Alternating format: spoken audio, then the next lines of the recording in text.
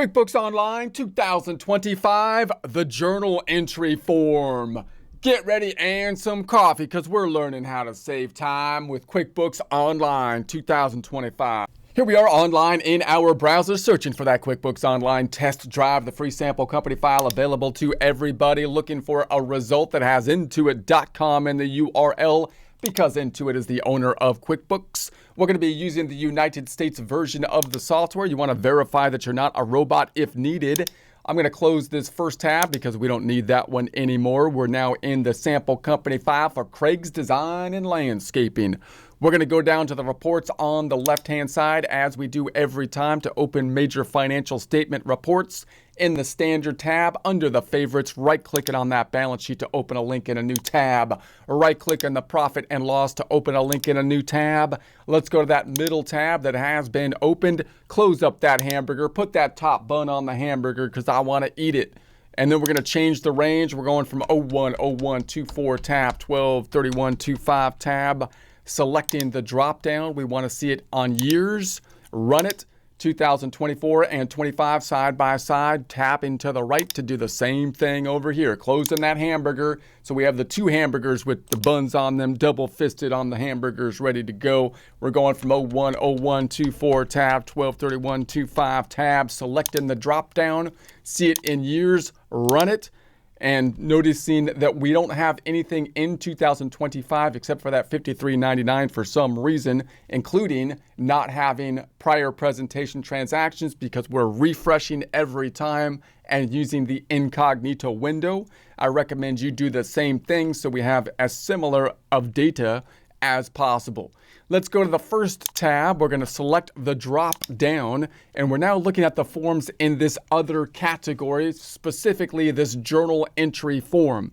And I want to talk about this one a little bit in more detail in terms of when we would use it, why we would use it, how you sometimes get some confusion, and how you might communicate with different people that you're going to work with within the accounting process. So remember, the general idea is if there's going to be something that is repetitive in the accounting cycle, most of the accounting process being repetitive, nothing being exactly the same typically, but it's going to have a system that repeats to some degree, then the system will create a form for it. Why? Because that's going to make the data input as easy as possible, and the forms can also create some links helping us to communicate with the people we need to deal with as accounting department or bookkeepers, that being customers, vendors, and employees.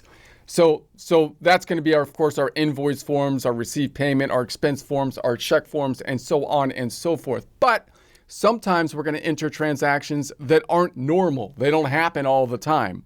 And so there's not going to be a form for them possibly, and therefore we might have to default to the journal entry form.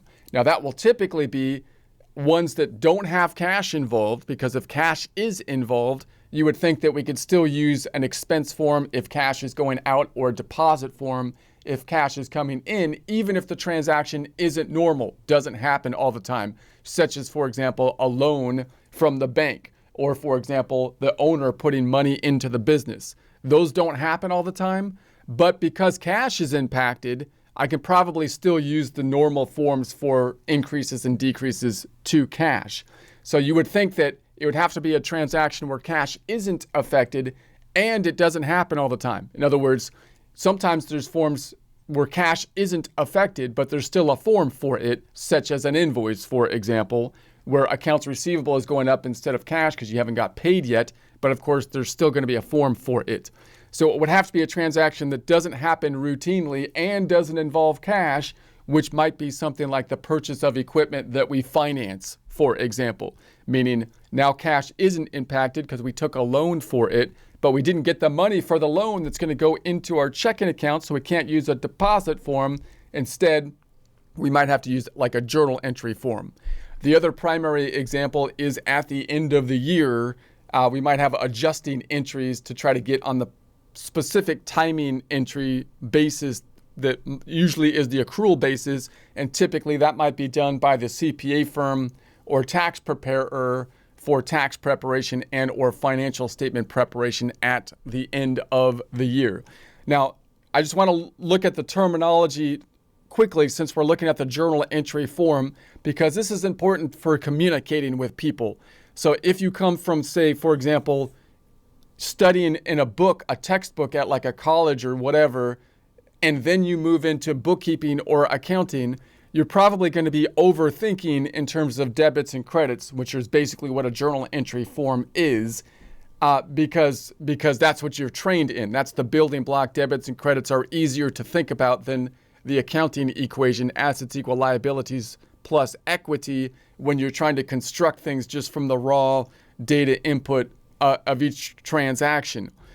But when you communicate with people in the accounting department or bookkeepers and or bookkeeping, then they're not often going to be thinking in terms of debits and credits. They're going to be thinking in terms of forms, how those forms impact the financial statements. And the financial statements are constructed in terms of the assets equal liabilities plus equity, the accounting equation. So that's kind of how you want to be communicating typically. And if we're in the bookkeeping process and we learned software before debits and credits, or software is basically what we know from data input, then we know most likely how the forms interact with each other, how they help us to communicate with customers, vendors, and employees, and the impact possibly of those forms on the financial statements being constructed in terms of the accounting equation, the balance sheet, assets equal liabilities plus equity.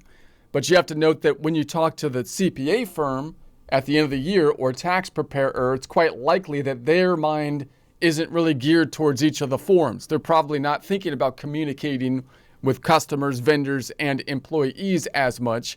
They're just thinking about getting the financial statements right to make the taxes and or the financial statements for external reporting purposes.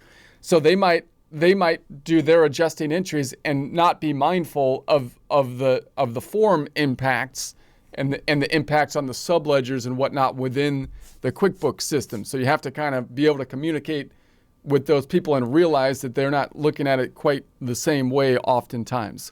So that's going to be the idea from the bookkeeping side of things. When we're doing the bookkeeping and or accounting, the journal entry form is the last form we want to use.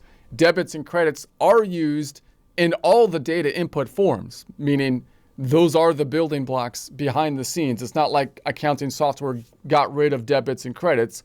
You can still think of the entire double entry accounting system in terms of debits and credits. It's just that the forms make it easier to do the data input, make the debits and credits entered automatically, and they can present without debits and credits. They can present in terms of the accounting equation, which is actually kind of less efficient, but easier to communicate to more people in, because the formula format is known by more people, even though it's not quite as efficient as debits and credits. And the forms have the added value of being able to tie in properly to the subledgers, like invoices tying in not only to the general ledger account, but the subledger for accounts receivable, and to tie into forms that are going to follow it in sequence within a cycle, such as the invoice being followed by the received payment form and those forms being linked. So from an accounting standpoint, we're going to say, if there's a transaction, is there a form for that transaction? If we don't know the form for the transaction, we're going to ask, is cash affected?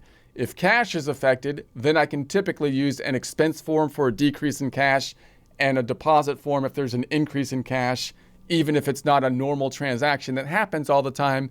And if there's no form that's going to be used and cash is not affected, only then would I typically want to use a journal entry form. Okay, let's take a look at the format of the journal entry form. Okay, so it's just going to be, let's do it as of 1/18. That's fine. It's going to give me a number. These are pre-numbered, but they're usually pretty good to have just let the number sequence do what it does.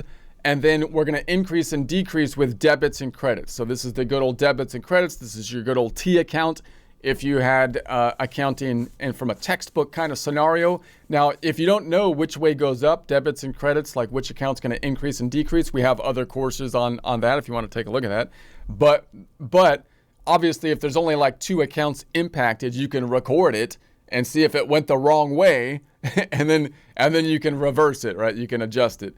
But But let's do a common transaction that might be, let's say you finance equipment, but you get a loan for it. So now I'm going to put property, plant, and equipment. Let's say equipment.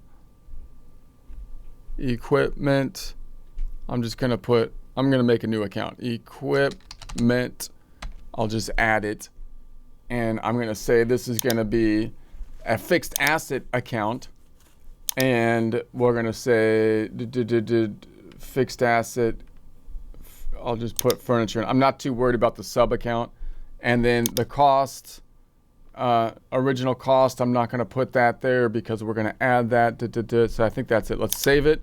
And let's say we bought the equipment for $10,000. That's how much it cost.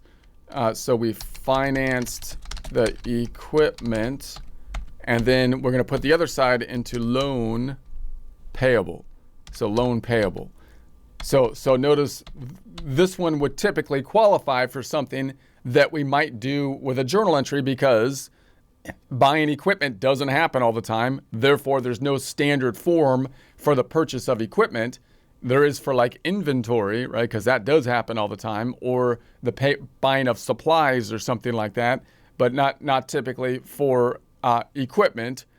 And we didn't pay cash for it. We didn't put it on a credit card. We financed it. We took out a loan for it, and therefore we would have the credit. Now, I just want to also point out that if you're on the accounting and bookkeeping side, if you're a bookkeeper in particular, your goal might be that you want to automate things as much as possible. So I just want to point out that a purchase like this, like equipment, could get quite complicated because you might have a trade-in of the equipment, you might have a cash down payment that you made, and then the loan that's going to be involved within it, which means that you might have depreciation on the trade-in and all that kind of stuff, which means that you probably would want to then contact the CPA firm because they usually have the depreciation schedules at the minimum to help you to record properly the transactions and put the loan on the books. However, because the depreciation schedules for tax software are only really recorded on like an annual, they record generally annually, so you can kind of figure out in the middle of the year what's going to happen and so on. But it might even be easier. You could come up with a system and say, hey, look, I'm basically going to record everything on a cash-based system. If I purchase and finance equipment, I'm just going to put the amount on there that I actually paid for the equipment, staying on a cash-based system, and then provide all the information necessary for the accountant to do the adjustments at the end. So at the end of the year, you're going to tell them, I want you to look at the purchase agreement and put the equipment on the books properly, which I spelled wrong apparently, and then put the trade-in on the books, record the proper amount of depreciation all at the same time. And that sometimes is actually easier to do because if you put the trade-in incorrectly or whatever, it's actually harder because then the CPA firm has to reverse what you did and then do it again and then figure out the difference for taxes. So I'm just saying it. So I just want to say that if you buy equipment and you have a complex transaction, if you have anything that's deviating from a cash-based system, you might want to think about from the accounting side of things, can I just record it kind of like I'm on a cash-based system? For example, with the loan as well, I'll just pay the loan payments when they become due. And then at the end of the year, I'll let the bookkeeper or the tax firm or the CPA firm put the loan on the books, record the amount of interest expense properly, break out the short-term and long-term portion of the loan. We'll talk more about that later, but I just want to point that out here. So let's go ahead. So down below we have, of course, add lines, cancel, clear, make it reoccurring. If we have a reoccurring transaction, save it, save and new, or save and close. I'm going to go ahead and save and close it. So then I can go into the reports, run it. So now we're going to say, did I run it? Did it run? I was running. Why? Because Jenny told me to. And so here's our equipment. There it is, 10,000. If I go into it, it didn't do it. Dang it. Refresh it. Let's go back. Run it again. Don't be all, we're going to go down equipment. Let's go into it again. Otra vez. There's the 10,000. It's a journal entry form that we put on the books within. So if we go into it, it takes us into that journal entry form. Let's close this back out. Go back up, back to our reports. The other side is in the loan payable. If I go into the loan payable, we're going to say it didn't do it again. We're going to go back. QuickBooks. Stop being stupid. I think this only happens with the test version for some reason. Sometimes it gets a little glitchy. Now, where was I? Loan payable. We're going in there. There's the 10,000. There's the journal entry. So it went to both sides there, and that's how the journal entry is going to work. So notice that from a debit and credit standpoint, we debited the asset account, which increased the asset, and we credited the liability account, which increased the liability, because liabilities have a credit balance. If you do the same thing to it, it'll go up, is the general idea. So that's the general idea. At the end of the year, we have those adjusting entries, which is where the journal entries are going to be most useful typically, because the adjusting entries are typically designed to put us more on more on an accrual-based system or possibly a tax-based system, so that we have the financial statements as closely aligned to the proper timing according to whatever we're doing, taxes or external reporting. And so usually there's timing differences that are involved there. So we'll talk about those in a future course or section, but you can go through some of these, like accounts receivable. You might have entered an invoice after the cutoff date when you did the work before the cutoff date, in which case you can imagine that you might have to bring the revenue into the current time frame. There's a timing difference possibly. So we could have a similar kind of thing for what else might we? The loan payable. We might use an adjusting entry to break out the short-term and long-term portion of the loan payable and possibly record the proper interest according to the amortization schedules. If you had payroll, payroll is usually going to be on its own cycle, because you might pay people bi-weekly, semi-monthly, weekly, or monthly, which might not line up exactly, meaning the end of the pay period might not end at the end of the year. So you might have some liabilities that should be properly recorded, but so you might have to do an adjusting entry like for payroll, unearned revenue, and so on.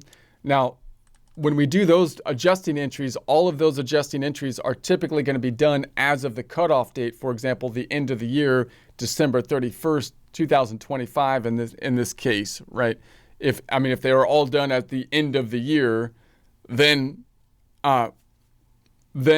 we can identify those adjusting entries by the fact that they were all entered as of the same time, and by the fact that they're going to be journal entries rather than forms, right? And so that means that if I go to this first tab, and if I go to my reports over here, we have a form called a journal entry, or a journal form. Here's a journal form. And so this will give us all the transactions by journal entry. And let's do this for custom date range. Let's go from 01/01/25 to 12/31/25. Run it. All right. So here we have all the transactions. Now, if you want to learn the journal entries, this is actually a pretty good form to look at, because you'll be able to see the debit and credit format rather than a running balance of increases and decreases as we see on the balance sheet. In other words, on the balance sheet, if you go into the checking detail, this is a type of form that from a textbook would be like a general ledger type form, but they call it a transaction report. But instead of recording increases and decreases with debits and credits, they just show them as increases and decreases, as you might do from an accounting equation standpoint. Assets equal liabilities plus equity, the assets going up or down.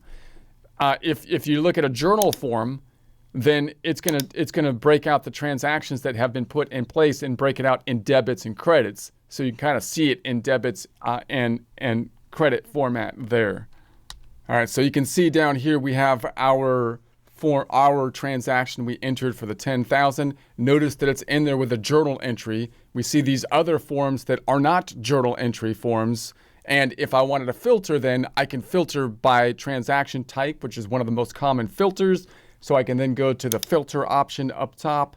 And so we want to filter by transaction type. And then I'm going to make it a journal entry. So they do that funny naming conventions a little bit different. They call it and then it didn't show it. Where is it? Refresh. There it is. So I hit this refresh button. So there's our one journal entry form. So that's how you can kind of see the period end adjusting entries, because they'll be in there as of one date and they'll have all of them in a journal form rather than in other formats. Let's go to the prior year just so we can see the prior year. Let's go to custom dates, go from 01/01/24 to 12/31/25. And so these are just the journals that were entered. Let's take the filter off, removing the filter, and let's just go boom and clear the filter. Okay, so now we can look at the deposits. So you can see here, this was with a deposit form, and we could see from debits and credits, we had an increase with a debit to the deposit to the checking account, and the other side went into opening balance equity. We have a bill form that had accounts payable increased with a credit, right, because it's a liability. And then the other side went into legal. So this is an expense, which increased with a debit. And then down here, we've got our invoice. And what happened with the invoice, we could see that it was entered with an invoice form, which doesn't have debits and credits on it. But we can analyze the debits and credits with this report and say, okay, what happened? The accounts receivable went up. It's an asset. It went up with a debit balance because it's a debit balance account, an asset. And then the other side went to landscaping services, which is an income statement account. It's a credit balance account, and it went up by doing the same thing to it, which is a credit. And then pest control services, which is, again, a credit balance income account. Income accounts go up with a credit, so we increased it with a credit, and so on and so forth. So you can take a look at each of the forms and analyze what is happening from a debit and credit kind of scenario, remembering that if you're in bookkeeping or in the accounting department, debits and credits are what the mindset is typically going to be from an auditor's perspective, and possibly your tax preparer, depending on their background.